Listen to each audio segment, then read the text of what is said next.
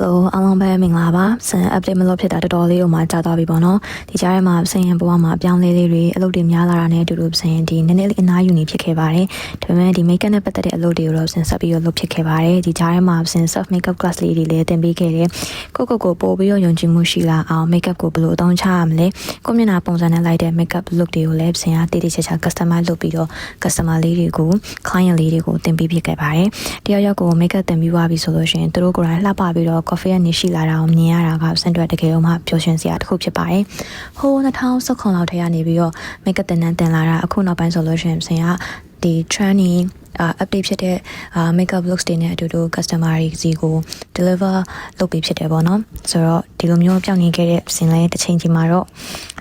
ပြန်ပြီးတော့အားရရှိပြီးတော့ဒီ social media ပေါ်မှာပြန်ပြီးတော့ update လုပ်နိုင်မယ်လို့ထင်ပါတယ်နောက်ထပ် makeup တွေ beauty တွေ live update တွေနဲ့အတူတူပြန်လာခဲ့ပါမယ်အားလုံးပဲ bye bye